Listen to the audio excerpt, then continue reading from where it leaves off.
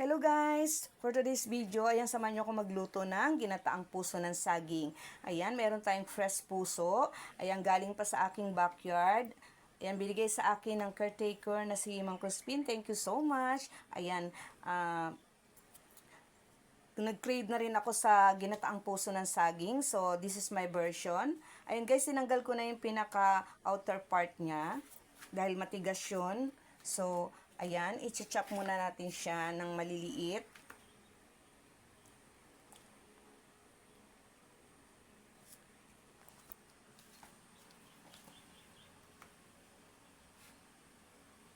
Ayan, paano kayong magluto ng puso ng saging guys? Maganda siya pag fresh kasi malambot siya, madali siyang i-cut. So, yung pinakagitna niyan, yung white, tinatanggal ko yan dahil medyo matigas siya. Ayan, i-chop muna natin.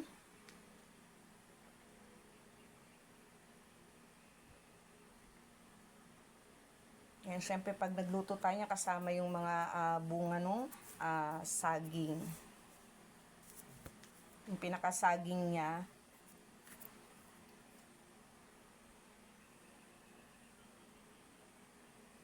So, cut lang natin siya.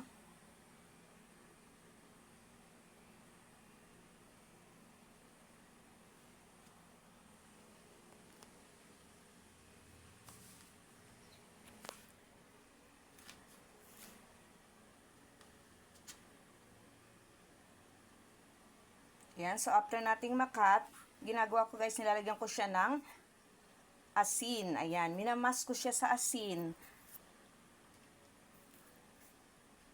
Ayan, para mawala yung mga yung dagta-dagta ng puso. So, ayan. Mas natin siya sa asin.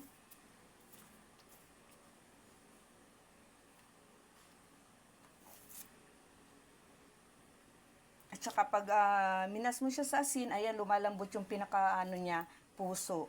So, ayan. Ayan, after nating i-mas sa asin, ayan, inan natin sa water. Drain natin siya sa water.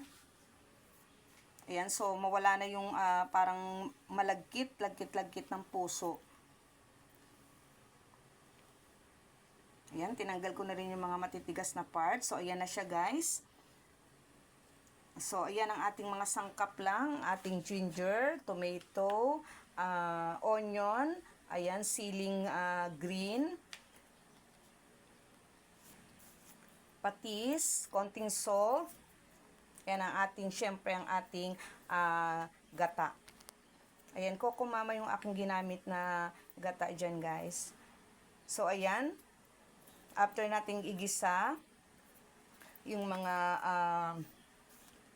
sahog, yan ang lalagay na natin yung ating nilamas sa asin na puso ng saging. So, pakuluan na natin siya guys. So, nilagyan ko siya ng konting water. Ayan. Hayaan lang natin siyang kumulo para lumambot na yung pinakapuso. So, takpan lang natin siya guys.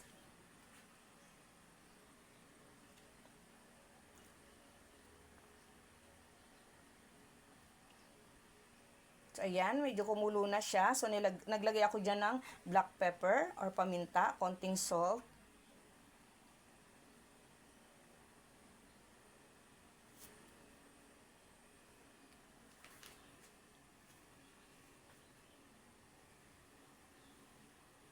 Ayan, at hayaan lang natin ulit siyang kumulo para lumambot ng gusto yung pinaka-puso.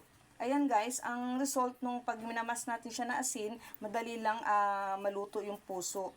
Malambot siya. So ayan, nilagay na natin yung ating siling green.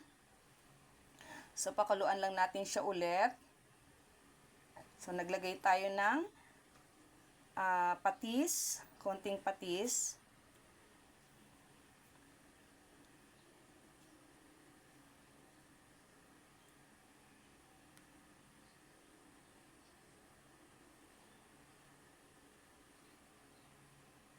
So, ayan, mapapa-only rice na naman tayo nito, guys.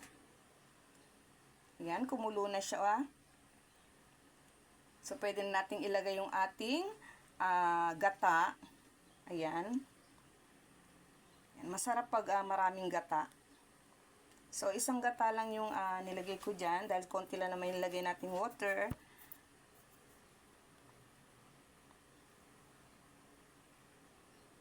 Ayan, haluin lang natin ng konti at pakuluan natin ulit para maluto naman yung gata.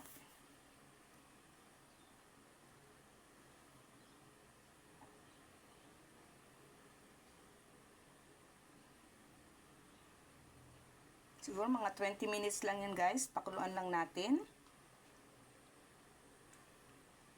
Yan. Halos luto na yung ating puso ng saging. So, that is my version of ginataang puso ng saging. Ayan ating video for today guys. So, thank you for watching. Ayan, and please, don't forget to like, comment, and share this video. Ayan ang ating masarap na lunch. Ang ginataang puso ng saging. Thank you for watching.